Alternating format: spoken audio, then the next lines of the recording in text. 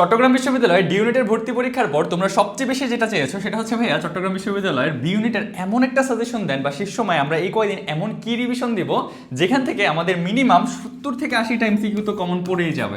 70 থেকে 80টা এমসিকিউ তো কমন পড়েই যাবে, এমন একটা সাজেশন বা এমন কোন টপিকগুলো অ্যাকচুয়ালি হচ্ছে সে সময় আমাদের রিভিশন দেওয়া উচিত সেই জিনিসগুলো একটু আমাদেরকে বলে দেন। হ্যাঁ, তোমাদেরকে সেই জিনিসগুলো বলবো, পুরো ভিডিওটা একটু মনোযোগ সহকারে অবশ্যই দেখবে এবং যা যা বলবো একটু মনোযোগ দিয়ে শুনবে, কারণ তোমরা কিন্তু দেখেছো আমরা চট্টগ্রাম বিশ্ববিদ্যালয়ের ডি ইউনিটের জন্য যেই সাজেশনটা দিয়েছিলাম সেখান থেকে কিন্তু হুবহু কমন পড়ে গিয়েছে।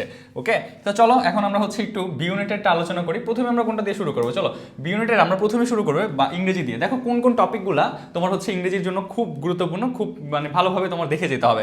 দেখো তুমি যেই যে টপিকগুলো আমি তোমাকে দিব অবশ্যই সুন্দরভাবে দেখবা। প্রথমত ইংরেজির জন্য তুমি সাবজেক্ট ভার্ব এগ্রিমেন্ট কোনোভাবেই মিস করবা না, এটা দেখে যাবা।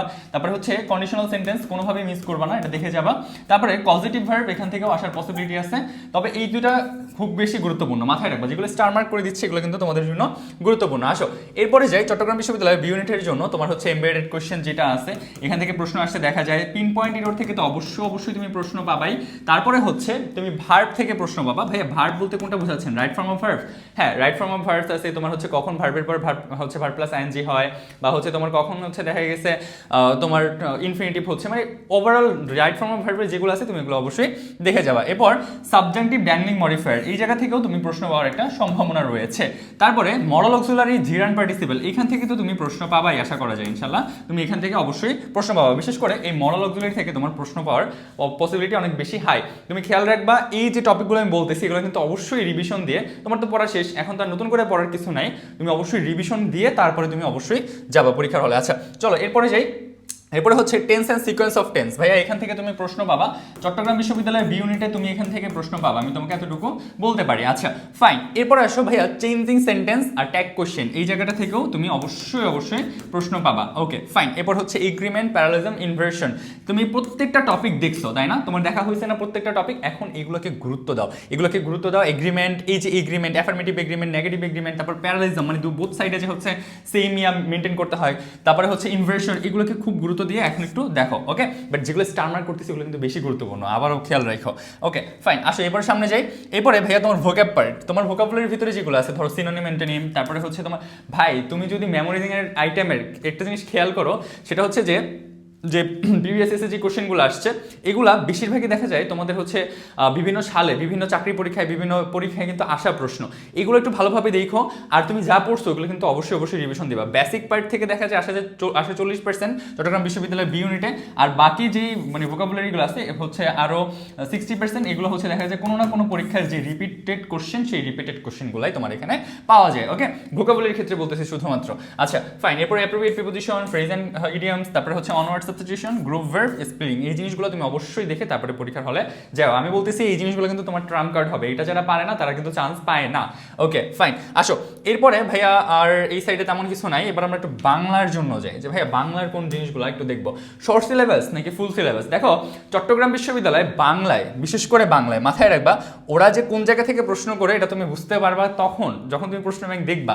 বিশেষ করে ওরা প্রথম পত্র থেকে হিউজ পরিমাণে একটা প্রশ্ন করে, ফার্স্ট পেপার থেকে। ফার্স্ট পেপারের মধ্যে তোমার হচ্ছে কবি সাহিত্যিকদের যেই জীবনী আছে, তাদের যে লেখা আছে, কবি সাহিত্যিকদের জীবনী, তারপর হচ্ছে লেখনী বা হচ্ছে লেখা, তারা কি কি লিখছে, কোন কবিতা, কোন উপন্যাস, এই জিনিসগুলো খুব বেশি গুরুত্বপূর্ণ।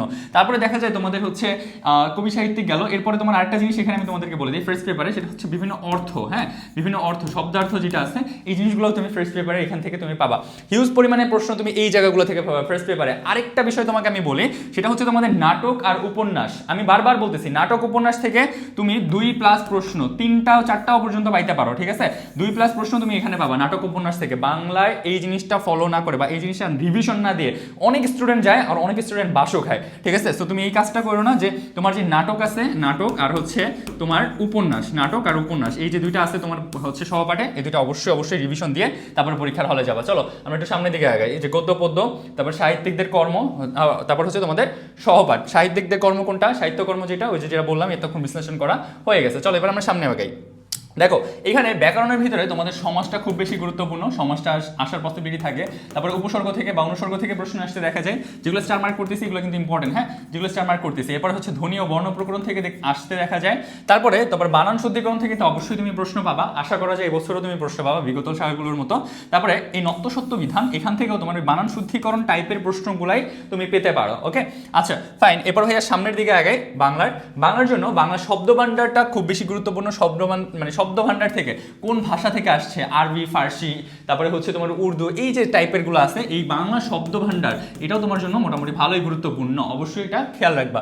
Okay fine. এরপর হচ্ছে পদ প্রকরণ, তারপরে কারক বিভক্তি আসতে দেখা যায়, তারপরে হচ্ছে বচন, জ্যোতিচিহ্ন, তারপরে পারিভাষিক শব্দ, এই জিনিসগুলো পারিভাষিক শব্দ থেকে তুমি প্রশ্ন পাওয়ার একটা সম্ভাবনা এবছর রয়েছে, অবশ্যই এটা একটু দেখে তারপর যাও। আমি জানি তোমার এতদিনে দেখা হয়ে গেছে, তুমি কি কি রিভিশন দিবা এই জিনিসগুলো একটু ভালোভাবে দেখে নাও। Okay fine. এরপর আসো, এটা আমাদের আগের ইয়া ছিল চবিরিয়া। তারপরে এরপর আমরা হচ্ছে বিরোচন পার্টটা দেখি ভাইয়া, ঠিক আছে, বিরোচন। ওকে, এখন বিরোচনটার ভিতরে ভাইয়া, বিরোচনটার ভিতরে কি করব, এই সময়টার ভিতরে কোনগুলো রিভিশন দিবা, এইগুলো রিভিশন দিবা। একটা জিনিস মাথায় রাখবা, সেটা হচ্ছে তোমার প্রিভিয়াস ইয়ার্সের কোশ্চেন ব্যাংকের ভিতরে যে কোশ্চেনগুলো আছে বিরোচন পার্টে, তুমি যদি নাও পড়ো ওইগুলো ভাই অ্যাটলিস্ট না দিয়ে খাইছো না। বিলিভ মি অর নট, তুমি ওখান থেকে কমন পাবা, বিলিভ মি অর নট, ওখান থেকে তুমি কমন পাবা, আমি তোমাকে বলতেছি বারবার করে। ওকে, বিশেষ করে রাবিতে আসা প্রশ্নগুলো চবি প্রায় রিপিট করে, ঠিক আছে, রাবিতে আসা প্রশ্নগুলো চবি কিন্তু প্রায় রিপিট করতে দেখা যায়। তো এই জিনিসগুলো কিন্তু খেয়াল রেখো, হ্যাঁ। তো বিরোচন পাঠ থেকে তুমি যদি না পড়ে যাও তাহলে কিন্তু বাস, বিশেষ করে সমর্থক শব্দ, বিপরীতার্থক শব্দ, বাগধারা, তারপর হচ্ছে এক কথায় প্রকাশ বা বাক্য সংকোচন, পারিভাষিক শব্দ, এই জিনিসগুলো তুমি অবশ্যই দেখে যাবা। এইবার তোমার সাথে যেটা নিয়ে আমি কথা বলবো, এরপর হচ্ছে ভাইয়া জিকের জন্য কি করব। জিকের জন্য মাথায় রাখবা, একদম ভালোভাবে শোনো, শেষ সময়ের জন্য তোমার যেটা বেশি গুরুত্বপূর্ণ সেটা হচ্ছে জিকের জন্য তোমাদের যে রিসেন্ট জিকেটা আছে, এই জিকে, রিসেন্ট জিকে থেকে তুমি প্রশ্ন অবশ্যই পাবা। রিসেন্ট ক্যাপসুলগুলো না পড়ে পরীক্ষার হলে আইসো না।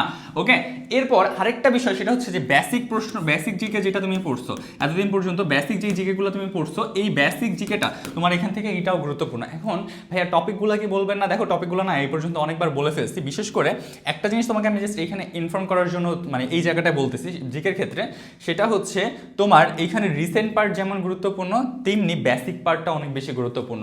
রিসেন্টের উপরে তুমি যদি এতদিন পর্যন্ত তোমরা রিসেন্ট অনেকেই পড়ো না, আমি জানি অনেকেই রিসেন্ট পড়ো না, রিসেন্টটা পড়বা, পাশাপাশি এই যে বেসিক কোশ্চেনগুলো আছে, এটার প্রিভিয়াস কোশ্চেন যেগুলো আছে, বিগত সালের যে প্রশ্নগুলো আছে, এটার ব্যাখ্যা, এই ব্যাখ্যা থেকে অনেক বেশি কমন পাইতে দেখা যায়। এই ব্যাখ্যা থেকে তুমি অনেক বেশি কমন পাবা, ব্যাখ্যা থেকে তুমি অনেক বেশি কমন পাইতে পারো। সো অবশ্যই ব্যাখ্যাগুলো তুমি এতদিন পড়ছো, তোমার এতদিন জানা আছে, বিগত সালের প্রশ্নের ব্যাখ্যাগুলো তুমি দেখছো, তুমি যেই প্রশ্ন ব্যাংক থেকেই পড়ো না কেন, এগুলো তোমার দেখা আছে। ওই জিনিসগুলো, ওই ব্যাখ্যাগুলো শেষ সময় তুমি রিভিশন দিবা।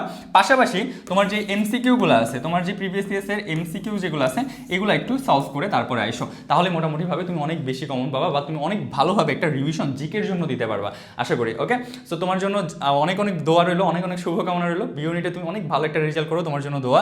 আর যদি তোমার মনে হয় যে ভাইয়া আমি জিএসটির ব্যাচে ভর্তি হতে চাচ্ছি, জিএসটির জন্য, অথবা তুমি হচ্ছে যদি আরইউর হচ্ছে এক্সাম ব্যাচে ভর্তি হতে চাও, তাহলে তুমি অবভিয়াসলি এই যে নাম্বারটা আছে এই জায়গাটায় যোগাযোগ করতে পারো যে কোনো প্রয়োজনের জন্য।